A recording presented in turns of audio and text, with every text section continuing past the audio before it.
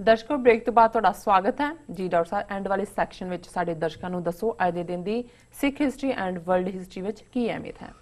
ਸਿੱਖ ਇਤਿਹਾਸ ਦੇ ਹਵਾਲੇ ਨਾਲ 1948 ਚ ਅਕਾਲੀਆਂ ਚ ਵੀ ਇੰਨਾ ਕਨਫਿਊਜ਼ਨ ਸੀ ਕਿ ਗਿਆਨੀ ਕਰਤਾਰ ਸਿੰਘ ਨੇ ਪਹਿਲਾਂ ਤਾਂ ਅਕਾਲੀ ਦਲ ਦਾ ਪ੍ਰਧਾਨ ਹੁੰਦਿਆਂ ਜਿੰਨੇ MP MLA ਸੀ ਉਹ ਸਾਰੇ ਨੂੰ ਹੀ ਕਾਂਗਰਸ ਜੁਆਇਨ ਕਰਾਤੀ ਕਿ ਜੇ ਅਸੀਂ ਹੁਣ ਪੋਲੀਟੀਕਲੀ ਆਪਣੀ ਹੋਂਦ ਨਹੀਂ ਰੱਖਾਂਗੇ, ਕਾਂਗਰਸ 'ਚ ਹੀ ਰਲਾਂਗੇ। ਪਰ ਚੰਗਾ ਕੰਮ ਇਹ ਰਿਹਾ ਕਿ ਬਾਅਦ ਦੇ ਵਿੱਚ ਦੂਸਰੀ ਫੈਕਸ਼ਨ ਦਾ ਜ਼ੋਰ ਪਿਆ ਤੇ ਉਹਨਾਂ ਨੇ 7 ਅਪ੍ਰੈਲ ਨੂੰ ਇਹ ਫੈਸਲਾ ਕੀਤਾ ਕਿ ਅਕਾਲੀ ਦਲ ਆਪਣੀ ਅੱਡਰੀ ਹੋਂਦ ਕਾਇਮ ਰੱਖੇਗਾ, ਭਾਵੇਂ MLA MP ਉੱਧਰ ਭੇਜ ਦਿੱਤੇ ਨੇ। ਹਾਲਾਂਕਿ ਅਰੇਂਜਮੈਂਟ ਵਰਕਆਊਟ ਨਹੀਂ ਹੋਇਆ, ਪਰ ਇਸ ਤੋਂ ਅੰਦਾਜ਼ਾ ਲਾਓ ਵੀ ਕਿਸ ਕਦਰ ਇਹਨਾਂ ਦੀ ਭੰਬਲ ਭੁੱਸੇ ਵਾਲੀ ਸੋਚ ਸੀ ਕਿ ਆਪਣੀ ਅੱਡਰੀ ਹਸਤੀ ਵੀ ਜਿਹੜੀ ਹੈ ਗਵਾਉਣ ਨੂੰ ਤਿਆਰ ਸਨ।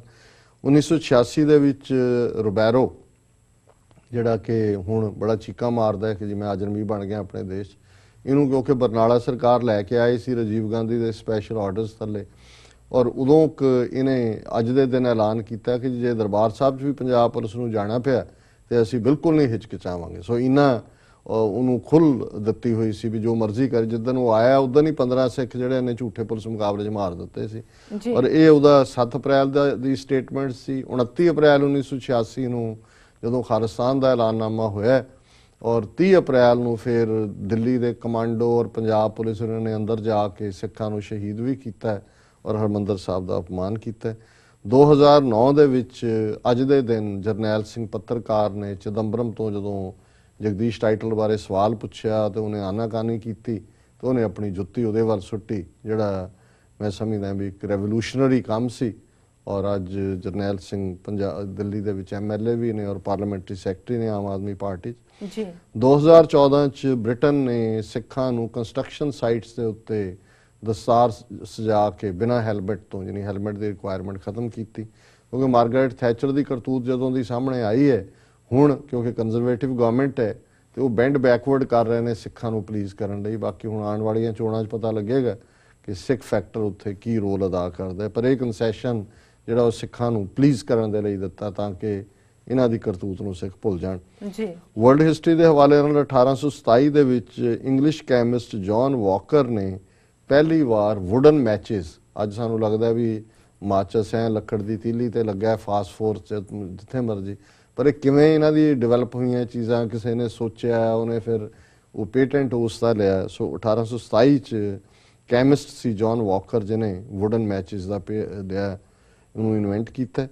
1923 ਦੇ ਵਿੱਚ ਵਰਕਰਸ ਪਾਰਟੀ ਅਮਰੀਕਾ ਦੇ ਵਿੱਚ ਸੀ ਜਿਹੜੀ ਕਮਿਊਨਿਸਟ ਪਾਰਟੀ ਬਣ ਗਈ, ਪਰ ਬਾਅਦ ਚ ਕਮਿਊਨਿਸਟਾਂ ਤੋਂ ਇੰਨੇ ਇਹ ਤਰੇ ਅਮਰੀਕਨ ਵੀ ਬੈਨ ਕਰ ਦਿੱਤਾ ਕਮਿਊਨਿਸਟ ਪਾਰਟੀ। ਤੇ ਹੁਣ ਵੀ ਜਦੋਂ ਤੁਸੀਂ ਗ੍ਰੀਨ ਕਾਰਡ ਲਈ ਅਪਲਾਈ ਕਰਦੇ ਹੋ ਉਹਦੇ ਚ ਇੱਕ ਕਲੌਜ਼ ਹੁੰਦਾ ਹੈ ਕਿ ਮੈਂ ਕਦੇ ਵੀ ਕਮਿਊਨਿਸਟ ਪਾਰਟੀ ਦਾ ਮੈਂਬਰ ਨਹੀਂ ਰਿਹਾ, ਜਿਹੜਾ ਰਿਹਾ ਹੋਇਆ ਉਹਨੂੰ ਇੱਥੇ ਰਹਿਣ ਵੀ ਨਹੀਂ ਦਿੰਦੇ। 1923 ਦੇ ਵਿੱਚ ਪਹਿਲਾ ਬ੍ਰੇਨ ਆਪਰੇਸ਼ਨ ਜਿਹੜਾ ਨਿਊਯਾਰਕ ਦੇ ਵਿੱਚ ਡਾਕਟਰ ਕਿਨਫੀਲਡ ਨੇ ਕੀਤਾ ਹੈ। ਇਹ ਬੜੀ ਵੱਡੀ ਗੱਲ ਸੀ ਔਰ ਹੁਣ ਤਾਂ ਨਿਊਰੋ ਸਰਜਰੀ ਬਹੁਤ ਅੱਗੇ ਚਲੀ ਗਈ। 1926 ਚ ਮੁਸੋਲਿਨੀ ਜਿਹੜਾ ਫਾਸ਼ਿਸਟ ਸੀ ਪੱਕਾ ਜ਼ਾਲਮ, ਉਹਦੀ ਘਰ ਵਾਲੀ ਇੱਕ ਆਇਰਿਸ਼ ਸੀ, ਉਹਨੂੰ ਕੁਛ ਕਿਹਾ ਹੋਣਾ, ਉਹਦਾ ਨੱਕ ਭੰਨ ਦਿੱਤਾ। ਸੋ ਵਰਲਡ ਹਿਸਟਰੀ 'ਚ ਇਹ ਵੀ ਥਾਂ ਬਣੀ ਕਿ his Irish wife broke his knows, ਅੱਜ ਦੇ ਦਿਨ ਤੋੜਿਆ ਵੈਸੇ। ਸੋ ਪੰਗਾ ਨਹੀਂ ਲੈਣਾ ਚਾਹੀਦਾ ਖਾਮਖਾ, ਜਿਹੜਾ ਵੀ ਹੋਏ ਇਹ ਨਹੀਂ ਠੀਕ ਕੰਮ। ਹੁਣ ਮੁਸੋਲਿਨੀ ਸਮਝਦਾ ਹੋਣਾ ਵੀ ਮੈਂ ਤਾਂ ਬਾਹਰ ਲੋਕਾਂ ਨੂੰ ਦੱਬਿਆ, ਘਰ ਮੇਰੀ ਚੱਲਦੀ ਹੈ, ਨੱਕ ਭਨਾ ਲਿਆ।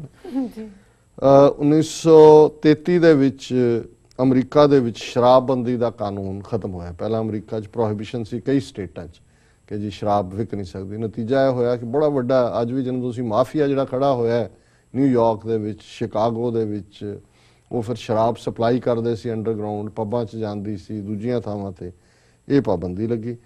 1948 ਚ ਅੱਜ ਦੇ ਦਿਨ ਵਰਲਡ ਹੈਲਥ ਆਰਗੇਨਾਈਜੇਸ਼ਨ ਦੀ ਸਥਾਪਨਾ ਹੋਈ ਨਿਊਯਾਰਕ 'ਚ। 1967 ਚ ਇਜ਼ਰਾਈਲ ਔਰ ਸੀਰੀਆ ਦੇ ਬਾਰਡਰ ਦੇ ਉੱਤੇ ਉਹਨਾਂ ਦੀਆਂ ਆਪਸੀ ਸਕਰਮਿਸ਼ਸ ਹੋਈਆਂ।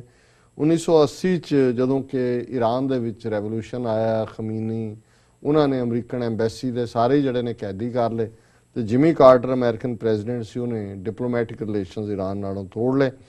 1983 ਦੇ ਵਿੱਚ ਜਿਹੜਾ ਓਲਡੈਸਟ ਹਿਊਮਨ ਸਕੈਲੇਟਨ 80,000 ਸਾਲ ਪੁਰਾਣਾ ਮਨੁੱਖੀ ਹੱਡੀਆਂ ਇਜਿਪਟ ਦੇ ਵਿੱਚ ਮਿਲੀਆਂ।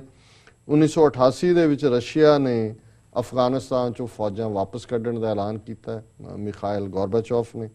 ਔਰ 2013 ਦੇ ਵਿੱਚ ਦੋਹਾ ਕਤਰ ਦੇ ਵਿੱਚ ਇੱਕ ਬੜਾ ਵੱਡਾ ਜਿਹੜਾ ਉਹ ਗੈਦਰਿੰਗ ਹੋਈ ਬਾਹਰਲੇ ਦੇਸ਼ਾਂ ਦੀ, ਔਰ ਕਤਾਰ ਜਾਂ ਕਤਰ ਦੀ ਸਰਕਾਰ ਨੇ ਕਿਹਾ ਵੀ ਅਸੀਂ $500 ਮਿਲੀਅਨ ਜਿਹੜਾ ਹੈ ਉਹ ਡਾਰਫਰ ਸੁਡਾਨ ਦੀ ਵਾਪਸ ਤਾਮੀਰ ਦੇ ਵਿੱਚ ਦੇਵਾਂਗੇ, ਜਿੱਥੇ ਕਿ ਲੰਬੀ ਸਿਵਲ ਵਾਰ ਕਰਕੇ ਬਹੁਤ ਨੁਕਸਾਨ ਹੋਇਆ। ਜੀ ਡਾਕਟਰ ਸਾਹਿਬ ਤੁਹਾਡਾ ਬਹੁਤ ਬਹੁਤ ਧੰਨਵਾਦ। ਹੁਣ ਸਾਡੇ ਦਰਸ਼ਕਾਂ ਨੂੰ ਦੱਸੋ ਅੱਜ ਦਾ ਵਿਚਾਰ।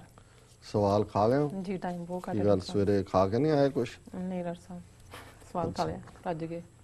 ਚਲੋ ਅਸੀਂ ਅੱਜ ਦੇ ਵਿਚਾਰ ਲਈ ਸਹਿਸਕ੍ਰਿਤੀ ਦੇ ਸ਼ਲੋਕ ਪਹਿਲਾ ਅਸੀਂ ਪਿਛਲੀ ਵਾਰ ਵਿਚਾਰ ਚ ਲਿਆਂਦਾ ਸੀ। ਗੁਰੂ ਨਾਨਕ ਸਾਹਿਬ ਦਾ ਇਹ ਸ਼ਲੋਕ ਹੈ ਜੀ ਨੰਬਰ 2, ਕਿਉਂਕਿ ਸਹਿਸਕ੍ਰਿਤੀ ਮੈਂ ਜਿਵੇਂ ਦੱਸਿਆ ਕਿ ਇਹ ਬਿਲਕੁਲ ਪਿਓਰ ਸੰਸਕ੍ਰਿਤ ਵੀ ਨਹੀਂ ਹੈ, ਲੇਕਿਨ ਇਹ ਪ੍ਰਾਕ੍ਰਿਤ ਔਰ ਇਸ ਦੇ ਵਿਚਾਲੇ ਸੰਸਕ੍ਰਿਤ ਦੇ ਵਰਡ ਨੇ ਕੁਝ ਉਚਾਰਨ, ਜਿਵੇਂ ਸੰਸਕ੍ਰਿਤ ਦੇ ਵਰਡ ਦੇ ਐਂਡ 'ਚ ਵਿਸਰਗ ਹੁੰਦੀ ਹੈ, ਉਸ ਜਿਵੇਂ ਉਹਨਾਂ ਦੀ ਗਰਦਾਨ ਸਾ ਤਾਉ ਤੇ ਤਮ ਤਾਉ ਤਾਨ, ਉਸ ਤੇ ਆਧਾਰਿਤ। ਸੋ ਉਹਦਾ ਉਚਾਰਨ ਜੇ ਤੁਸੀਂ ਕਰੋ ਤੇ ਉਹ ਸੰਸਕ੍ਰਿਟਾਈਜ਼ ਲੱਗਦਾ, ਪਰ ਇਹ ਸੰਸਕ੍ਰਿਤ ਨਹੀਂ ਹੈ, ਇਹ ਸਹਿਸਕ੍ਰਿਤੀ ਹੈ ਜੀ। ਸੋ ਇਹ ਸ਼ਲੋਕ ਹੈ ਨਿਹ ਫਲੰਗ ਤस्य ਜਨਮस्य ਜਾਵਦ ब्रह्म न बिंदते, ने फलं तस्य जन्मस्य जावद ब्रह्म न बिंदते, सागरंग संसारस्य गुर प्रसादी तरह के, करण कारण समर्थ है कहो नानक विचार, कारण करते वस है जिन कल रखी तार। जी सो पहला जिहड़ा संस्कृत वांग लगदा है सहस्कृति कि नह फलंग तस्य जन्मस्य, कि उदा जन्म निष्फल है, वो व्यर्थ है, उसका कोई जड़ा वो निरर्थक है। किदा जावद ब्रह्म न बिंदते, जिन्हें अपने जीवन दे विच ब्रह्म दी पछाण लई, निरंकार दी पछाण लई, रब नूं जानण लई, रब नाल इकमिक होण लई यतन नहीं कीता।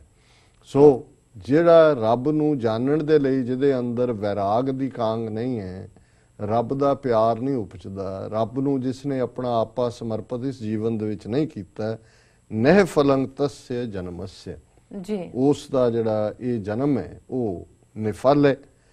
सागरंग संसारस्य, कि ये जिहड़ा संसार है जिन्हों असीं आम गुरबाणी दे विच भव सागर आंदा है। हुण ये सागर क्योंकि सागर दा अलंकार है, जदों तुसीं दुनिया दा दो हिस्सा पानी है, एक हिस्सा धरती है, ਤੇ ਹੁਣ ਜਿੰਨੇ ਵੱਡੇ ਸਮੁੰਦਰ ਇੱਥੇ ਅਸੀਂ ਪੈਸੀਫਿਕ, ਐਟਲਾਂਟਿਕ, ਦੂਜੇ ਓਸ਼ਨ, ਮੈਡੀਟੇਰੇਨੀਅਨ, ਇੰਡੀਅਨ ਓਸ਼ਨ ਨੇ। ਹੁਣ ਸਮੁੰਦਰ ਤੋਂ ਪਾਰ ਜਾਣ ਲਈ ਤੁਸੀਂ ਤੈਰ ਕੇ ਤਾਂ ਜਾ ਨਹੀਂ ਸਕਦੇ, ਨਿੱਕਾ ਨਿੱਕਾ ਨਾਲਾ ਤਾਂ ਟੱਪ ਲਓਗੇ ਜੀ। ਉਹਦੇ ਲਈ ਬੋਟ ਸੀ, ਕਦੇ ਕਿਸ਼ਤੀ, ਜਿਸ ਦੇ ਲਈ ਤੁਲਹਾ ਸ਼ਬਦ ਇਸਤੇਮਾਲ ਹੋਇਆ, ਫਿਰ ਜਹਾਜ਼ ਆਇਆ, ਫਿਰ ਅੱਜ ਹੁਣ ਪਣਡੁੱਬੀਆਂ ਵੀ ਨੇ ਜ਼ਮੀਨ ਦੇ ਵਿੱਚ, ਉਹਦੇ ਪਾਣੀ ਦੇ ਵਿੱਚ ਹੋਰ ਕੁਝ ਵੀ ਹੈ। ਪਰ ਜ਼ਾਹਰ ਹੈ ਕਿ ਗੁਰਬਾਣੀ ਦੇ ਵਿੱਚ ਜਿਹੜਾ ਮਾਇਆ ਦੇ ਵਿੱਚ ਕਾਮ, ਕ੍ਰੋਧ, ਲੋਭ, ਮੋਹ, ਹੰਕਾਰ, ਵਿਕਾਰਾਂ ਦੀ ਦੁਨੀਆ, ਇਸ ਨੂੰ ਵੀ ਇੱਕ ਉਹ ਸੰਸਾਰ ਕਿਹਾ ਜਿਹਦੇ 'ਚ ਅਸੀਂ ਫਸੇ ਹੋਏ ਹਾਂ, ਸਾਡੀ ਰੂਹ ਫਸੀ ਹੋਈ ਹੈ। ਔਰ ਇਸ ਤੋਂ ਪਾਰ ਜਾਣ ਦਾ ਮਤਲਬ ਹੈ ਜਿਉਂਦੇ ਜੀ ਇਸ ਨੂੰ ਕੰਕਰ ਕਰਨਾ, ਜੀ ਮਾਇਆ ਨੂੰ ਜਿੱਤਣਾ, ਮਨ ਨੂੰ ਵਿਕਾਰਾਂ ਤੋਂ ਜਿੱਤਣਾ, ਆਪਣੀ ਰੂਹ ਨੂੰ ਆਜ਼ਾਦ ਹਸਤੀ ਦਾ ਪ੍ਰਤੀਕ ਉਸ ਨਿਰੰਕਾਰ ਦੇ ਵਿੱਚ ਇਕਮਿਕਤਾ ਹੋਣੀ। सागरंग संसारस्य, कि ये भव सागर है, अग्नि सागर है संसार, गुर प्रसादी तरह के, कि इस तो तुसी पार जा सकते हो गुरु दी प्रसाद नाल, जिन्हों असी प्रसाद कहते हैं। इनफैक्ट प्रसाद भी संस्कृत का शब्द है जिसका मतलब होता है कृपा। एक प्रासाद होता है संस्कृत जिहदा मतलब होता है महल, तो ये प्रसाद नूं ही असी प्रसाद पंजाबी च कहते हैं कि गुर प्रसादी तरह के, कि गुरु दी किरपा दे नाल इस अगन सागर नूं, जिस नूं असीं पढ़दे हैं कि भाई ये जिहड़ा उस दे पंकज मोह पग नहीं चाले, हम देखा तैं डूबियले, कि देखदे हैं जिहड़े उस मोह दे चिक्कड़ च फसे ने, वो डुब रहे ने, ते जिन्हां ने दे उत्ते गुरु दी किरपा है, गुरु दा प्रसाद है, प्रसाद है, वो इस तो पार उतरदे ने। और दूसरे इस श्लोक के दूसरे अध दे विच पंजाबी जां साधु भाषा च गुरु साहब ने समर्थ किया है, करण कारण समर्थ है कहो नानक विचार। करण कारण है causes of, cause of causes. हुण संसार कृत है, संसार कारण है, करता निरंकार है। सो करते दी कृत संसार है, करण कारण समर्थ है। जिन्हें एक कारण किया है, सृष्टि बनाई निरंकार है, वो समर्थ है, वो हर चीज़ करन दे ਜਿਹੜਾ ਹੈ ਉਸ ਦੇ ਵਸ ਵਿੱਚ ਹੈ। ਕਹੋ ਨਾਨਕ ਵਿਚਾਰ, ਵਿਚਾਰ ਹੁੰਦੀ ਹੈ ਡੀਪ ਡੈਲੀਬਰੇਸ਼ਨ। ਗੁਰੂ ਨਾਨਕ ਸਾਹਿਬ ਕਹਿੰਦੇ ਨੇ ਵੀ ਮੈਂ ਬਹੁਤ ਅੰਤਰ ਧਿਆਨਤਾ ਡੂੰਘੀ ਵਿਚਾਰ ਤੋਂ ਬਾਅਦ ਇਹ ਕਹਿੰਦੇ ਕਿ ਉਹ ਨਿਰੰਕਾਰ ਕਰਨ ਕਾਰਨ ਹੈ, ਹਰ ਕਾਜ ਨੂੰ ਕਰਨ ਵਾਲਾ ਉਹ ਹੈ ਤੇ ਸਮਰੱਥ ਹੈ, ਕਾਰਨ ਕਰਤੇ ਵਸ ਹੈ। ਹੁਣ ਸੰਸਾਰ ਕਾਰਨ ਹੈ ਉਸ ਕਰਤੇ ਦਾ, ਪਰ ਇਹ ਨਿਰੰਕਾਰ ਦੇ ਵਸ ਵਿੱਚ ਹੈ, ਕ੍ਰੀਏਸ਼ਨ ਉਹਦੇ ਕੰਟਰੋਲ 'ਚ ਹੈ। ਜਿਨ ਕਲ ਰੱਖੀ ਧਾਰ, ਕਿਉਂ ਉਸ ਦੀ ਤਾਕਤ ਦੇ ਨਾਲ ਹੀ ਇਹ ਸੰਸਾਰ ਖੜੇ ਔਰ ਉਹ ਇਹਨੂੰ ਸਸਟੇਨ ਵੀ ਕਰਦਾ ਹੈ। ਜਿਨ ਕਲ ਰੱਖੀ ਧਾਰ, ਜਿਸ ਨੇ ਇਸ ਸੰਸਾਰ ਨੂੰ ਬਣਾਇਆ ਉਸ ਸੰਸਾਰ ਨੂੰ ਪਾਲਦਾ ਵੀ ਹੈ ਤੇ ਜਦੋਂ ਚਾਹੇ ਕਹੂੰ ਸਿਮਟ ਪਿਓ ਸ਼ੰਕਰ ਇਕੱਠਾ, ਉਹਨੂੰ ਜਦੋਂ ਮਰਜ਼ੀ ਇਕੱਠੇ ਕਰ ਲੈ। ਜੀ ਜੀ ਬਿਲਕੁਲ। ਕਹੂੰ ਫੂਲ ਰਾਜਾ ਹੋਇਆ ਬੈਠਾ, ਕਦੇ ਉਹ ਉਸ ਦਾ ਪਸਾਰਾ ਕਰ ਦਿੰਦਾ ਹੈ। ਕਹੂੰ ਸ਼ੰਕਰ ਕਹੂੰ ਫੂਲ ਰਾਜਾ ਹੋਏ ਬੈਠਾ, ਕਹੂੰ ਸਿਮਟ ਪਿਓ ਸ਼ੰਕਰ ਇਕੱਠਾ, ਸਗਰੀ ਸ੍ਰਿਸ਼ਟ ਦਿਖਾਏ ਅਚੰਭਵ, ਆਦ ਜੁਗਾਦ ਸਰੂਪ ਸਵੈੰਭਵ। ਕਿ ਇਹ ਅਚੰਭਾ ਆਦ ਜੁਗਾਦ ਉਸ ਨਿਰੰਕਾਰ ਦਾ ਹੈ। ਸੋ ਇਹ ਅੱਜ ਦਾ ਵਿਚਾਰ। ਜੀ ਡਾਕਟਰ ਸਾਹਿਬ, ਤੁਹਾਡਾ ਬਹੁਤ ਬਹੁਤ ਸ਼ੁਕਰੀਆ, ਤੁਸੀਂ ਅੱਜ ਦਾ ਵਿਚਾਰ ਸਾਡੇ ਦਰਸ਼ਕਾਂ ਨਾਲ ਸਾਂਝਾ ਕੀਤਾ। ਇਸ ਨਾਲ ਆਪਣੇ ਵਿਊਅਰਸ ਕੋਲ ਲੈਣੇ ਇਜਾਜ਼ਤ। ਵਿਊਅਰਸ, ਤੁਹਾਡਾ ਬਹੁਤ ਬਹੁਤ ਸ਼ੁਕਰੀਆ, ਤੁਸੀਂ ਆਪਣੇ ਕੀਮਤੀ ਸਮੇਂ ਵਿੱਚ ਉਸ ਸਮਾਂ ਕੱਢ ਕੇ ਸਾਨੂੰ ਆਪਣੇ ਰਾਏ ਤੇ ਸੁਝਾਅ ਭੇਜੇ ਤੇ ਇਸ ਤਰ੍ਹਾਂ ਭੇਜਦੇ ਰਹਿਣਾ ਸਾਡੇ ਇਸ ਪਤੇ ਤੇ sos@tv84.tv ਤੇ। ਅਸੀਂ ਆਪਣਾ ਪ੍ਰੋਗਰਾਮ ਲੈ ਕੇ ਫਿਰ ਦੁਬਾਰਾ ਹਾਜ਼ਰ ਹੋਵਾਂਗੇ। ਤਦ ਤੱਕ ਲਈ ਮੈਨੂੰ ਤੇ ਆਪਣੇ ਦਰਸ਼ਕਾਂ ਨੂੰ ਆਗਿਆ ਦਿਓ ਤੇ ਬੁਲਾ ਦਿਓ ਫਤਿਹ। ਵਾਹਿਗੁਰੂ ਜੀ ਕਾ ਖਾਲਸਾ, ਵਾਹਿਗੁਰੂ ਜੀ ਕੀ ਫਤਿਹ।